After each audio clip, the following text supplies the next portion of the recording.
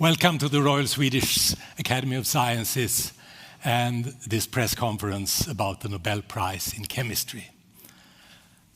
It's good to see so many familiar faces here also today, and let me also extend a special welcome to all of you who are watching this press conference on the internet or on TV. I'm Göran Hansson, Secretary General of the Academy, and with me today are two members of the Nobel Committee for Chemistry. On my right, Professor Pernilla Vittung-Stavsede, and on my left, Professor Peter Schonfey. The Academy met in session this morning, again, now to decide on the Nobel Prize in Chemistry, and we are now ready to announce the result to you and to the world. I will read the announcement, first in Swedish, then in several other languages. Professor Vittung-Stavsede will make some comments on behalf of the Nobel Committee, and Professor Schonfey will explain the discoveries behind the prize to us. This year's Nobel Prize is about an ingenious tool for building molecules. Årets pris handlar om ett genialt verktyg för att bygga molekyler. Kungliga Vetenskapsakademin har idag beslutat att utdela 2021 års Nobelpris i kemi gemensamt till Benjamin List och David Macmillan för utveckling av asymmetrisk organokatalys. The Royal Swedish Academy of Sciences has today decided to award the 2021 Nobel Prize in Chemistry jointly to Benjamin List and David Macmillan for the development of asymmetric organocatalysis. Die Königliche Schwedische Akademie der Wissenschaften hat heute beschlossen, den Nobelpreis für Chemie des Jahres 2021 gemeinsam an Benjamin List und David Macmillan für die Entwicklung der asymmetrischen Organokatalyse zu verleihen. L'Académie royale des sciences de Suède a décidé ce jour d'attribuer le prix Nobel pour chimie 2021 conjointement à Benjamin List et David Macmillan pour le développement d'organokatalyse asymétrique. Korolevskaya Akademia Nauk решила сегодня присудить Нобелевскую премию по химии Benjamin List и David Macmillan за развитие асимметрическая organokatalysa. That was the announcement, and now we have some biodata about the new Nobel laureates. Benjamin List was born in Frankfurt am Main in Germany in 1968. He got his PhD from the Goethe Universität in Frankfurt, and he made some of the key discoveries that are being awarded today when he was at the Scripps Research Institute in San Diego in the United States. He is now director at the Max Planck Institut für Kohlenforschung in Mülheim an der Ruhr in Germany. David Macmillan was born in 1968 as well, in Bells Hill in the United Kingdom. He received his PhD at the University of California at Irvine. He made some of his key discoveries when at the University of California, Berkeley, and he's currently with Princeton University, also in the United States. So with that, I'd like to ask Pernilla Vittung-Stavsede to make some remarks on behalf of the Nobel Committee. Pernilla. Thank you, Göran. I'm very honored to introduce this year's Nobel Prize in Chemistry. The prize is about making chemical molecules, and the laureates have developed a truly elegant tool for this, simpler than one could ever imagine. The world is full of molecules, from simple ones, such as the oxygen that we breathe, to complicated pharmaceuticals that cure diseases. Living organisms, like humans, are made up of an astronomical number of molecules of different complexity. In fact, all kinds of materials, plastics, perfume, food flavoring, batteries, drugs, are molecules. To make molecules, we need to link individual atoms together in specific arrangements. That is not an easy task. Most chemical reactions are very slow, so we need to help them. A catalyst is a substance that drives reactions but is not involved in the reaction itself. So up to year 2000, we only knew about two forms of catalysts: enzymes that speed up, in essence, all chemical reactions in living organisms, and metal complexes. But in year 2000, everything changed. Then Benjamin List and David Macmillan independently reported that you can use small organic molecules to do the same job as big enzymes and metal catalysts in reactions that are precise, cheap, fast, and environmentally friendly. The discoveries initiated a totally new way of thinking for how to put together chemical molecules. This new toolbox is used widely today, for example, in drug discovery and in fine chemicals production. It's already benefiting humankind greatly. Thank you. Thank you, Pernilla. Now the word goes to Peter Schomfei, who will explain the science behind the prize to you. Peter, the floor is yours. Thank you, Göran.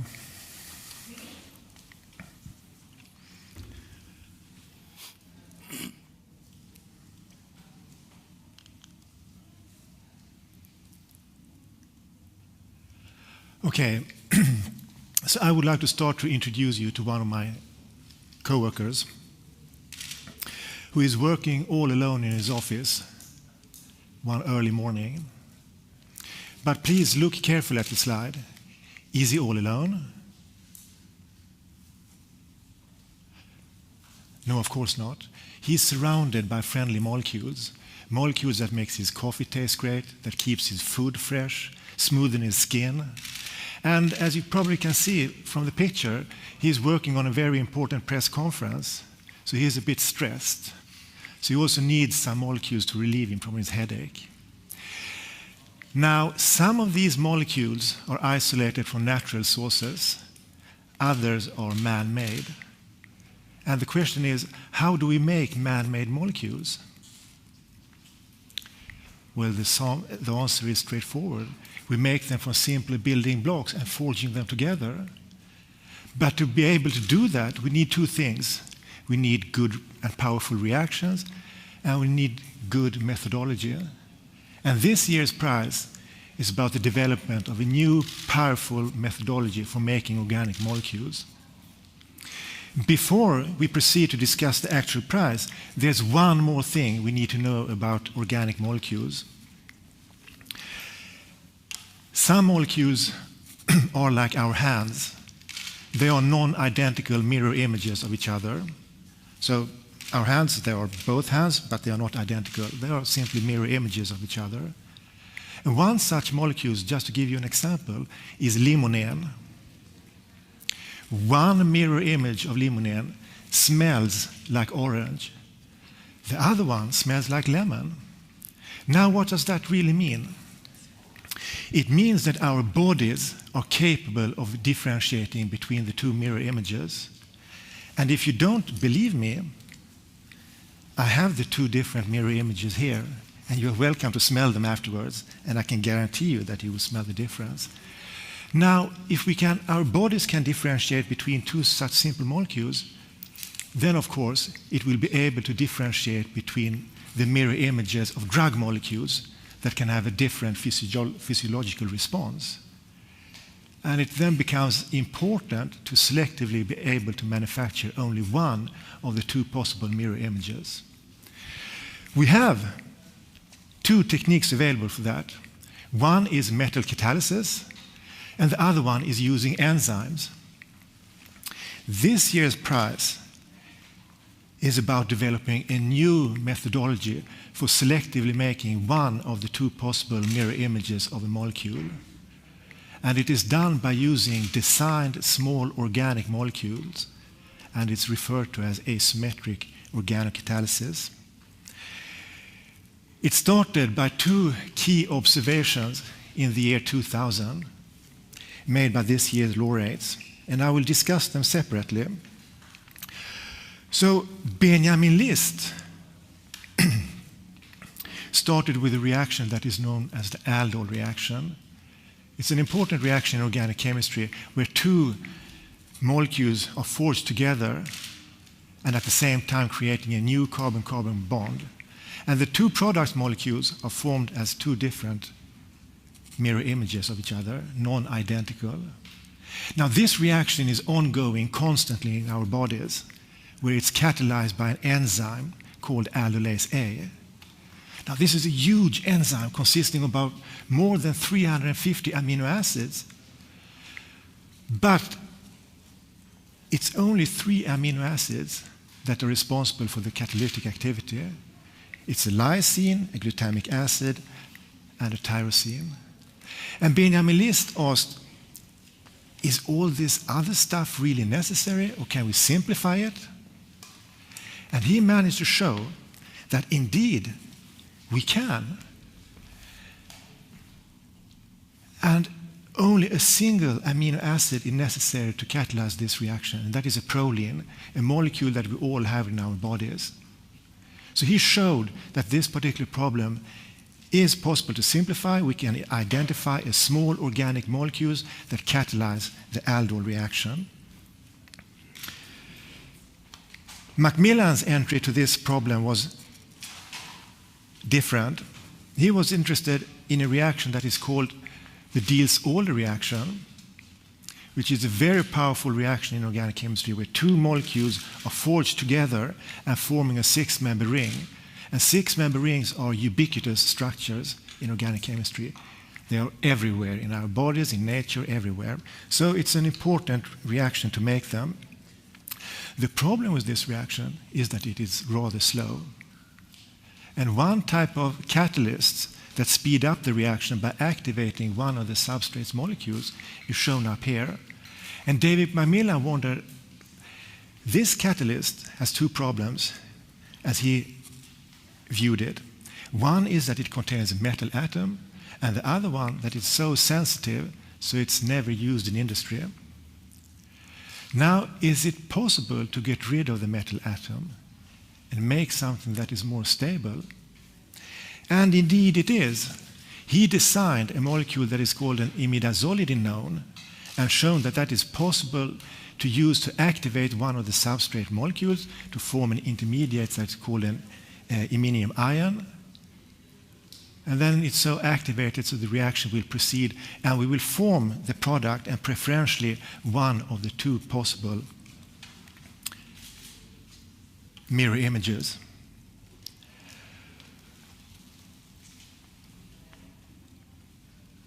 This year's laureates showed that it is possible to design small organic molecules to act as asymmetric catalysts. They rationalized their finding, which is very important, and this resulted in an immediate response and activity from the scientific community. And as a result, today we have a large number of organic catalysts available, and we also have a large number of reactions which they catalyze. Now, what is the consequence of this? The consequence is that we now have a new powerful tool. New powerful tool available for making organic molecules. Compared to metal catalysis, organocatalysis is a more sustainable alternative. It has been estimated that catalysis is responsible for about 35% of the world's GDP, which is a pretty impressive figure. And then if we have a more environmentally friendly alternative, it's expected that that will make a difference. I will give you 2 examples of that. The first one is a molecule that is called oseltamivir, which is the active ingredient in an antiviral drug of much current interest.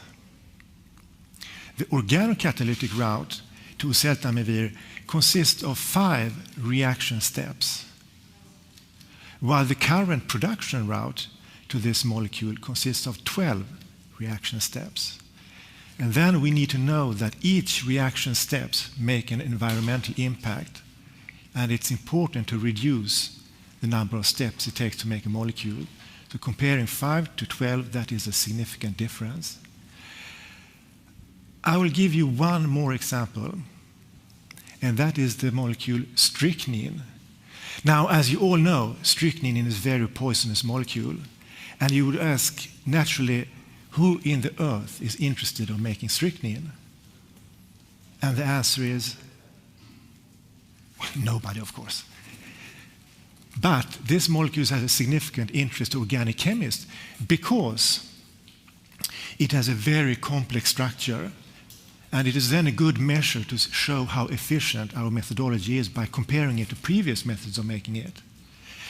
And the organocatalytic route is 7,000 times more efficient in making strychnine compared to the original route, which is once again showing the power of this methodology. So in conclusion then, we have a new tool available in organic chemistry, and this is of the greatest benefit to humankind. Thank you. Thank you very much, Peter, for that excellent presentation. And now it's time for questions. And I think we may have one of our new Nobel laureates with us on a phone line. Dr. List, are you there? Yes, I'm right here. Great. Thanks for joining us at the press conference. I gather you are on vacation with your family right now. Yeah, I'm actually in Amsterdam. We visited a great concert in the Concertgebouw, and we have a wonderful day. And I absolutely didn't expect this huge surprise. And yeah, I think you really made my day today. Thank you. Good to hear. So now questions from the media representatives. Thomas von Heine, Swedish TV, please.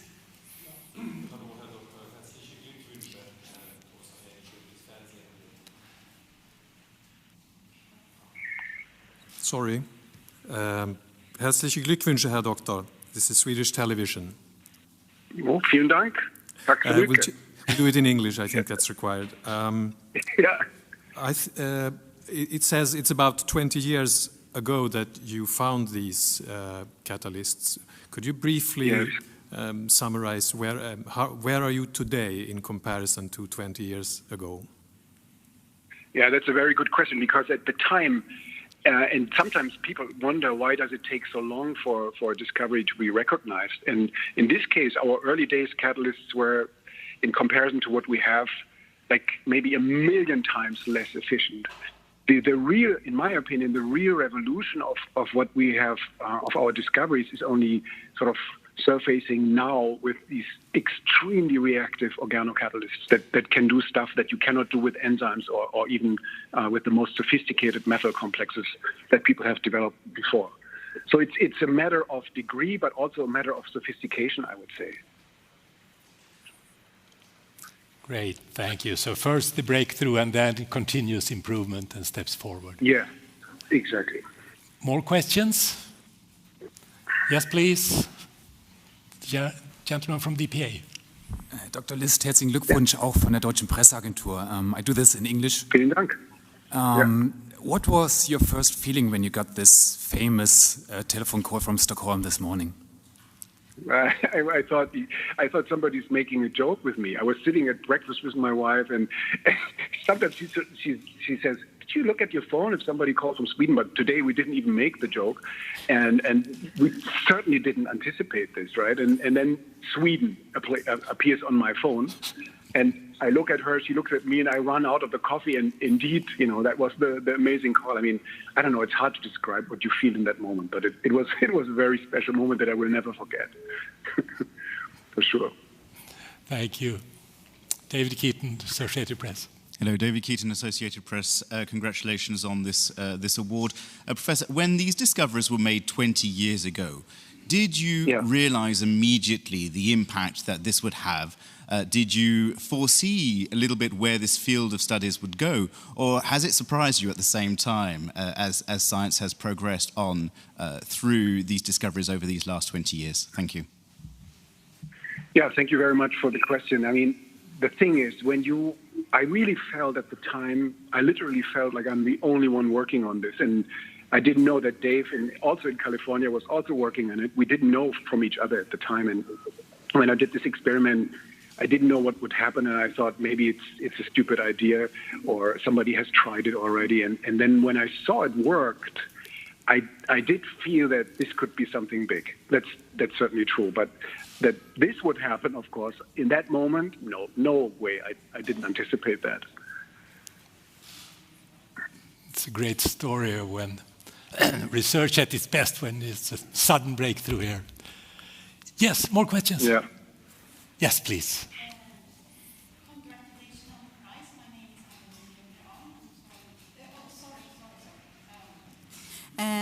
Congratulations on the prize. My name is Anneli Megner-Arn from Swedish TV4. I wonder, these organocatalysts, how does it work that they only make one of these mirror images and not the other? Yeah, that's a good question. I mean, this is a mystery that chemists and scientists in general have not been able to answer. Why in the world is biology single-handed? Why do we have this preference in nature? We don't know this. We don't know this until today. That's my honest answer. Sorry. But the molecules that we use, fortunately, we can use them from natural sources. So they have been made from biological organisms, and so they have that property that they have this handedness about them. And that's what we utilize and then in the catalysis, because this handedness is transferred in the catalytic reaction onto the substrates so that you get more of these handed molecules. Yeah, it's a great gift, I would say, that nature provides these molecules for us. Thank you. More questions? Yes, please, go ahead again, Anneli. Can I ask one more? I wonder what your favorite catalyst is, and also the favorite product, if you have any of those from your research. So my favorite catalyst, of course, has to be proline. That was my first realization and understanding, really, what organic molecules could do and the beauty of this molecule. And by the way, it's an edible molecule. So, of course, I already tried it. Even people use it as a food additive. I don't know why, but it's because we make it in our own body. It's completely harmless. It tastes slightly sweet, like my discovery back then, slightly sweet taste. I didn't know what would happen. But my favorite processes are, of course, what we do right now. Right now, this has advanced so tremendously that we have catalysts that do stuff that even enzymes couldn't do, and that really shocks me. And there are many reactions that we currently work on, and they're all my favorites. Thank you. Yes, please, gentleman over there. Philip O'Connor, the Reuters news agency. Could I just ask you, what do you think winning this prize will mean for your future research? That's a good question. I don't know. I was just asking myself this question. What am I going to do now? But I can assure you we have a few more plans. Like I always like to go to the extremes. Can we do things that were just impossible before? And I think this award, of course, gives me this even more of the freedom that I already enjoy as a Max Planck scientific member. We have the freedom really to do whatever we like to do research-wise. And now I feel even freer, if that's the word. And yeah, this is very, very exciting. And I hope I live up to this recognition and continue discovering amazing things. That's at least my goal. Very good. Are there any more questions to Dr. List? If not, thank you very much, Dr. List, for being with us at this press conference. And once again, congratulations to your Nobel Prize. Thank you so much. I'm deeply honored. Thanks. Bye-bye. Bye. And now, time for questions to the panel. Do you have any questions for us? Yes, please, David Keaton again. Go ahead. Thank you, David Keaton, Associated Press. One of the major breakthroughs in the last few years has obviously been the mRNA technology, science behind what has led to some of the drugs we're using that enable us to be all here today in this room. Obviously, I understand that you cannot talk about the other nominations and everything, but personally, from your own perspectives, the science that you've been reading over these past few years, when you've been coming across these papers, these scientific papers, do you look and stop and think, this is maybe a future Nobel Prize for the years to come? Do you want to start, Pernilla? Should I answer that? Go ahead. Well, as you say, we can't comment on other people's nominations or possible prizes. But what I want to say is that the work that we do in the committee, we do very thorough analysis and looking back and looking at the discoveries and who made the discoveries. So it takes time because it's very thorough and therefore very slow. So having said that, this is, of course, an extremely important topic that we are thinking about. But there will be more years, more Nobel Prizes. We've learned in the history of the Nobel Prize that it's best to be very careful and check under each and every stone rather than rush ahead. And that's part of what's built the legacy of the Nobel Prize to what it is now. So I think we'll continue in that way.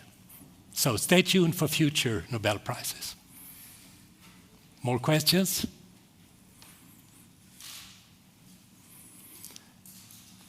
Usually someone asks me if I've been able to reach both Nobel laureates.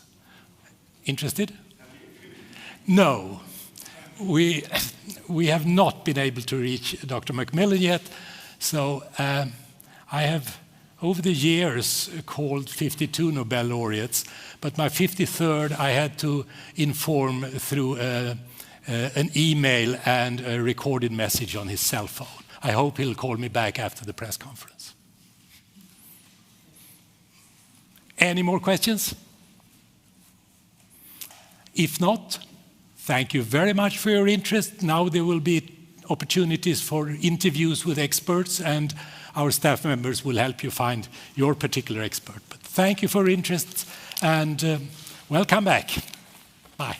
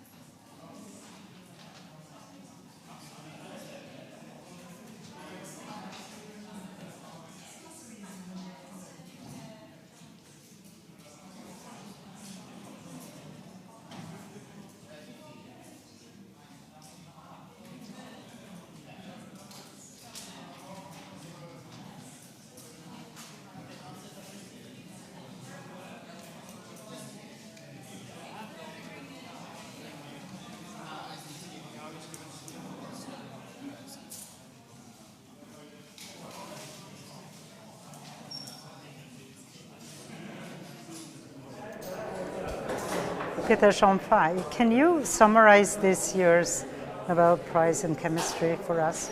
Yes. It's about a new tool for making organic molecules. And it's, if I would summarize it in an easy way, what it really means, think about playing chess. And then you introduce a new player on the chessboard that has new rules. Well, that means that you will think about the game in a different way, and you can execute the game in a different way. And that is the power of new methodology when it comes to organic chemistry. Think and do molecules in a way we couldn't do before. So there are new pieces and new rules. Yes, exactly. So organic catalysis is a new player, and then it is up to us who is going to use it to think about how can we use this new tool when building molecules. And if you had to explain this to a child like 10 years old, what would you say? I would say that think about, for example, the medicines that you take. Now we have an alternative to make them that is less harmful for our environment than it was before. So even for the whole planet, it will be of benefit, since when making molecules, it will be a lower impact on the environment. What actually was the problem that the Nobel laureates solved for 20 years ago? No, I don't think that you should look at it as they are solving a problem. They are adding something to our toolbox. It's just like the analogy I told you about the chessboard. So you're not solving a problem, you're adding something. So whenever we're going to make a molecule, we have a new tool that we can use to think about how to solve this problem. And then this will be an obvious alternative. Catalysts have been used for about 2 centuries. So how come this came so late?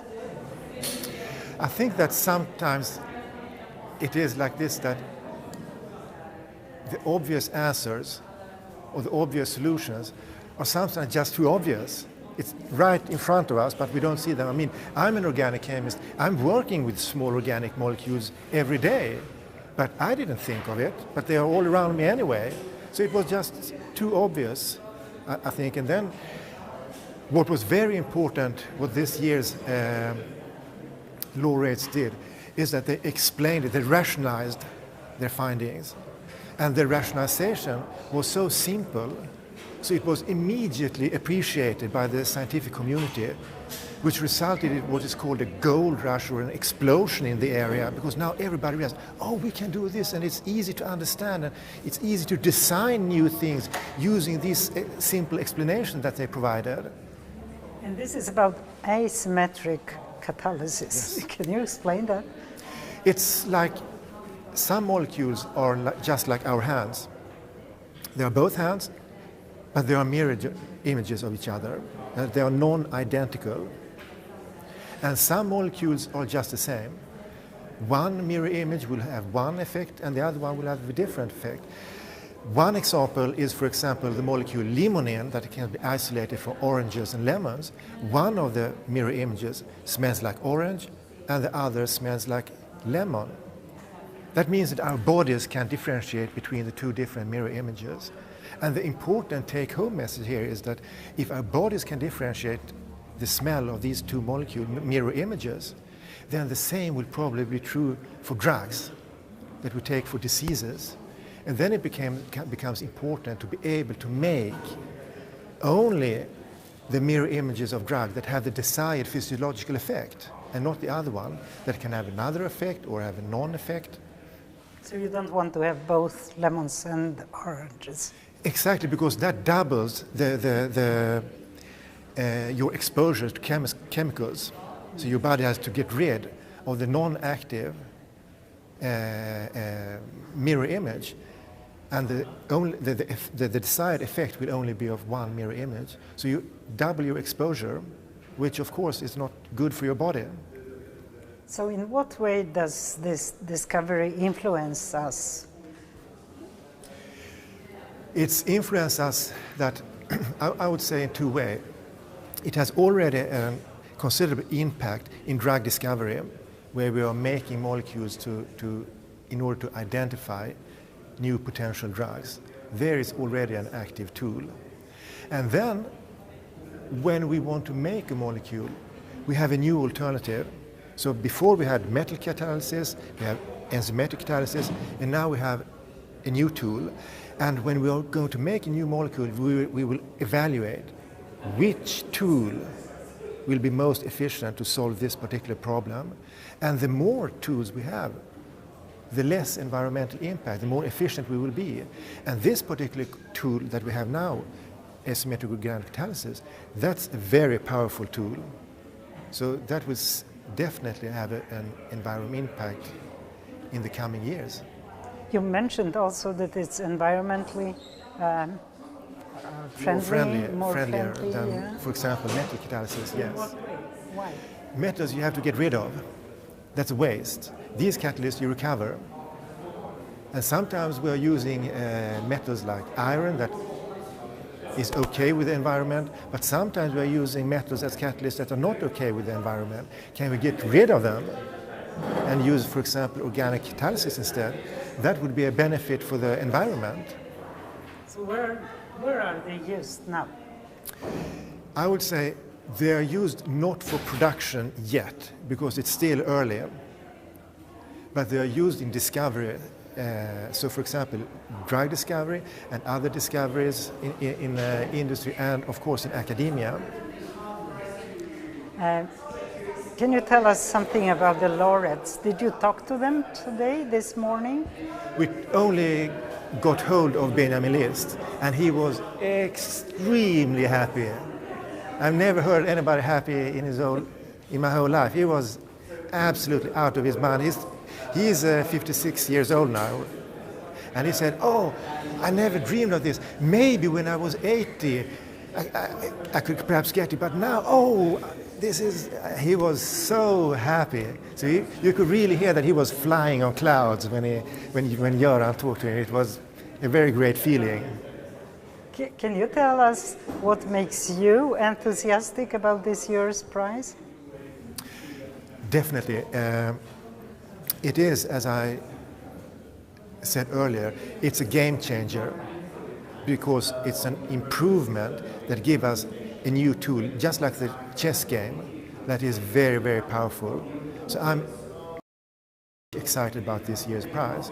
And I think the analogy with the chess game is pretty clear, because otherwise explaining organic synthesis, which this is all about, it's rather complex and it's difficult to appreciate from an outstander, but it is just like adding a new chess player that can move in different ways. So it's completely changing the game. So I'm working myself in organic synthesis, and I would say that this is definitely a game changer. It's super in my mind. Thank you very much, Peter Sonfai. It's a pleasure to talk to you. Thank you.